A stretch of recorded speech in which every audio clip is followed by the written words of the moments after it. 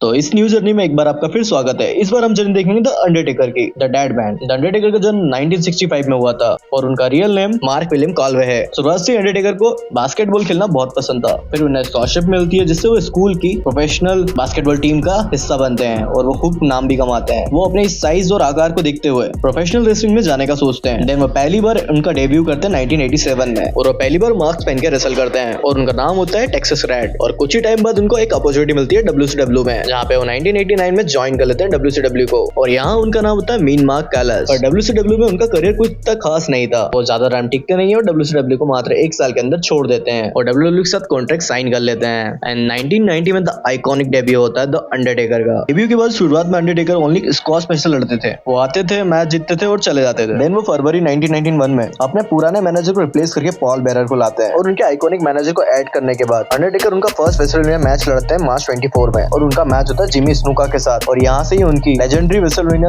Streak की शुरुआत होती है। रेसलमेनिया के बाद उनकी एक मेजर फील्ड स्टार्ट होती है one of the biggest WWE star के साथ जो होते हैं अल्टीमेट वॉरियर। और ये एक बॉडी बैग मैच होता है जिसमें अंडरटेकर हार जाते हैं और द अल्टीमेट वॉरियर पहला पर्सन बनते हैं जिन्होंने अंडरटेकर को हराया। इन सब के बाद कुछ बड़ी चीजें इंतजार करी थी अंडरटेकर का। अपने डेब्यू के 1 साल बाद ही अंडरटेकर हल्क होगन को हरा कर न्यू WWE चैंपियन बन जाते हैं और 6 दिन बाद सर्वाइवर सीरीज में रिक फ्लेयर के इंटरफेरेंस के कारण एक रीमैच सेट होता है, जहाँ पर इस बार अंडरटेकर को हल्क होगन हरा देते हैं और अंडरटेकर को उनका टाइटल गंवाना पड़ता है। फिर अंडरटेकर का सामना WWE के बिगेस्ट स्पॉन्सर से हुआ जिसमें मॉन्स्टर कमाला और गोजालेस भी शामिल थे। रिक पर जाने से पहले अंडरटेकर का आखिरी मैच योकोजुना के साथ होता है 1994 के रॉयल नंबर में, जो कि एक कैस्केट मैच था, जहां पर 590 पाउंड के योकोजुना डेडमैन को कैस्केट में बंद करके मैच जीत जाते हैं। और जब कैस्केट को ले जाया होता है तभी हमें स्क्रीन पर अंडरटेकर दिखाई देते हैं और वो कहते हैं मैं बहुत जल्द वापस आऊंगा। नंबर 9 अंडरटेकर के 10 मोस्ट स्कैरी मोमेंट में से। अंडरटेकर कुछ मंथ बाद रिटर्न करते हैं पर इस बार वो टेड डिबिलासी के कंट्रोल में होते हैं और कुछ टाइम बाद हमें पता चलता है कि जो अंडरटेकर दिख रहा है वो असली नहीं है। रियल अंडरटेकर रिटर्न करते हैं 1984 के समर स्लैम में और नकली वाले को हराकर उसको उसकी वापस जगह में भेज देते हैं। फिर अंडरटेकर की राइवलरी चालू होती है टेड डिबिलासी और उनके $1 मिलियन कॉर्पोरेशन के साथ। और कुछ टाइम बाद 1985 में अंडरटेकर को इंजरी का सामना करना पड़ता है और इस कारण उन्हें WWE से ब्रेक लेना पड़ता है। फिर अंडरटेकर जब दोबारा रिटर्न करते हैं तो एक मास्क के साथ होते हैं, पर ये फिलहाल मास्क कुछ टाइम के लिए था। फिर इसके बाद उनकी नेक्स्ट लेजेंडरी फीड चालू होती है मैनकाइंड के साथ।